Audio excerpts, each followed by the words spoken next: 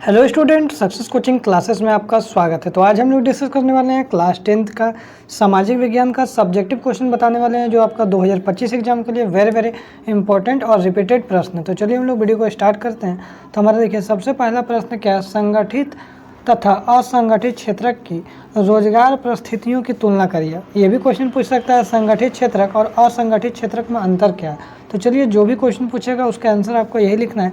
संगठित क्षेत्र मान के चलिए ये हमारा क्या गवर्नमेंट है, और ये क्या हमारा अनगवर्नमेंट है, ठीक है। मतलब एक तरह सरकारी है, ये हमारा तरफ प्राइवेट है, ठीक है। देखिए संगठित क्षेत्र में क्या होता है, ये क्षेत्र सरकार द्वारा रजिस्टर्ड होता है, पंजीकृत होता है, लेकिन जो प्राइवेट कंपनी होता है ये सरकार द्वारा पंजीकृत नहीं होता है। दूसरा पॉइंट यहाँ लिखिएगा, संगठित क्षेत्र में रोजगार की अवधि नियमित होता है। भैया टाइम फिक्स रहता है, इतना देर आपको काम करना है, लेकिन इसमें रोजगार की अवधि नियमित नहीं रहता है प्राइवेट काम में, ठीक है।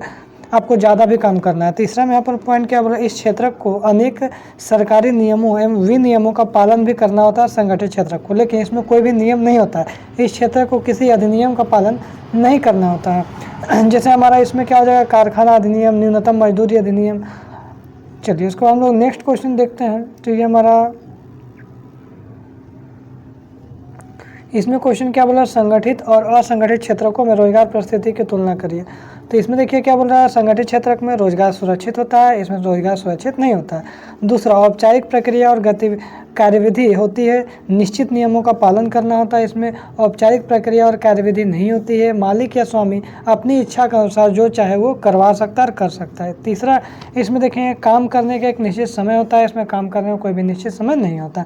अधिक समय तक कार्य करने पर अतिरिक्त वेतन मिलता है आपको संगठित में, लेकिन असंगठित में ऐसा नहीं होता। अधिक समय तक कार्य करने पर अतिरिक्त वेतन या पारिश्रमिक नहीं दिया जाता है। श्रमिकों को कोई लाभ जैसे सवेतन, छुट्टी, अवकाश काल में भुगतान, भविष्य निधि, सेवानुदान आदि सभी मिलते हैं आपको किसमें, संगठित में, लेकिन असंगठित में इसमें किसी प्रकार का अतिरिक्त लाभ श्रमिकों को नहीं दिया जाता है। आगे देखते हैं, सेवानिवृत्त होने पर पेंशन भी दिया जाता है, लेकिन इसमें रिटायरमेंट होने पर कोई भी पेंशन नहीं दिया जाता है। आगे यदि हम लोग देखते हैं नेक्स्ट क्वेश्चन क्या है, ये भी आपको बहुत ज़्यादा इंपॉर्टेंट क्वेश्चन है। राष्ट्रीय ग्रामीण रोजगार गारंटी अधिनियम, जिसको हम लोग नरेगा बोलते हैं, ये क्या है, इसका उद्देश्य क्या है। तो इस योजना के लक्ष्य अनुसूचित जाति, अनुसूचित जनजाति तथा गरीब महिलाओं तक पहुंचाना है, और जो अत्यधिक गरीब है उन सभी लोगों को काम करने के लिए सक्षम बनाना है, और उन्हें काम की ज़रूरत है। सरकार द्वारा वर्ष में 100 दिन के रोजगार की गारंटी देता है, ठीक है।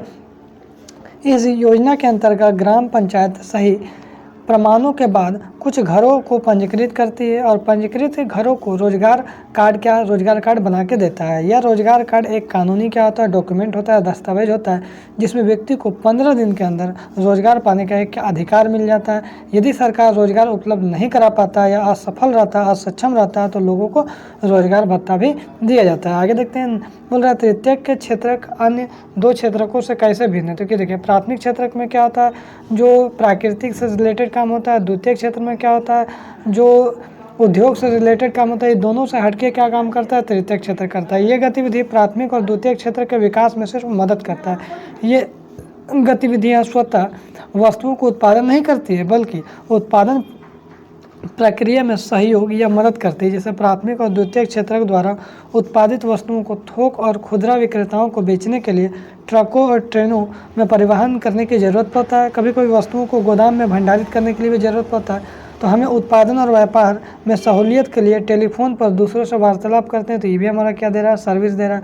पत्राचार, बैंकों से कर्ज लेने की जरूरत पड़ती है, ये भी हमारा क्या सर्विस दे रहा है। तो ये सब जो परिवहन, भंडारण, संचार, बैंक सेवा, ये सब क्या तृतीय गतिविधि का उदाहरण है, ठीक है। आगे उसके बाद देखते हैं हमारा